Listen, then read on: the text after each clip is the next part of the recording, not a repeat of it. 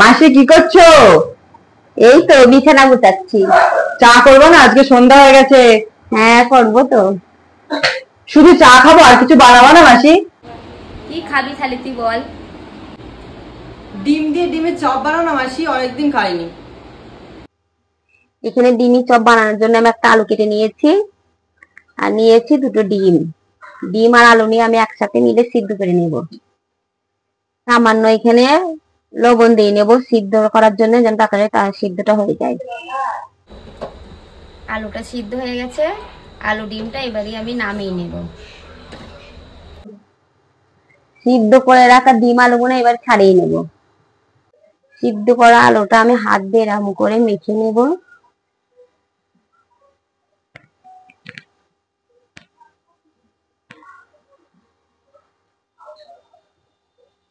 মাখা আমার হয়ে গেছে, এবারে আমি পুর বানিয়ে নেব।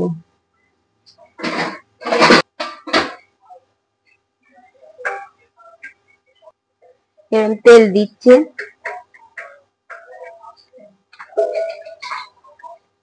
এখানে একটা পেঁয়াজ, গোটা পেঁয়াজ কুচি নিয়েছিলাম, পেঁয়াজ কুচিটা দিয়ে দেবো।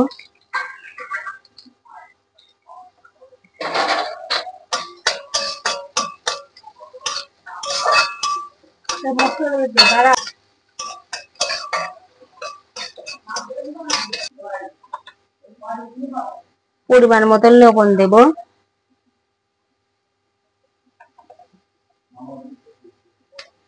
তারপর দিচ্ছি পরিমাণ মতন হলুদ গুঁড়ো। ভালো করে নেড়ে নিতে হবে।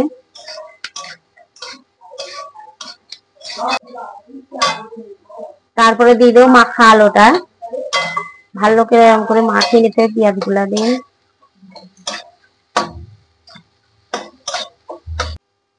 পুরটা আমার রেডি হয়ে গেছে, এবারে একটা বাটিতে আমি তুলে নেব। দেখো, দেখেছো কি সুন্দর পুর হয়েছে। তারপরে একটা ডিম আমি 4 পিস করে কেটে নিয়েছি, এইভাবে করে কেটে নিতে হবে পালা পালা করে। তারপরে একটা বাটিতে আমি বেসন নিয়ে নিয়েছি, তারপর দিয়েছি হলুদ গুঁড়ো, লবণ, লঙ্কা গুঁড়ো। তারপরে অল্প জল দিয়ে বেসনটাকে ভালো করে মাখিয়ে নিতে হবে। তারপরে ডিমের ওপর সুন্দর করে পুরটা লাগিয়ে নিতে হবে। পুরটা লাগানোর পর বেসনে ভালো করে চুবিয়ে বিস্কুটগুলো লাগিয়ে তেলে আমি ভালো করে ভেজে নেব। লাল লাল করে ভেজে নিতে হবে, ঠিক এরকম করে ভেজে নিতে হবে। এই রে, তোর ডিমের চপ হয়ে গেছে, খেয়ে দেখ কেমন লাগলো। দেখতে তো খুব সুন্দর হয়েছে, খেতে কেমন হবে জানি না, খেয়ে দেখি তারপরে বলছি কেমন হয়েছে।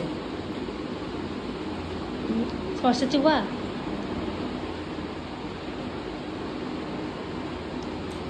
ভালোই হয়েছে।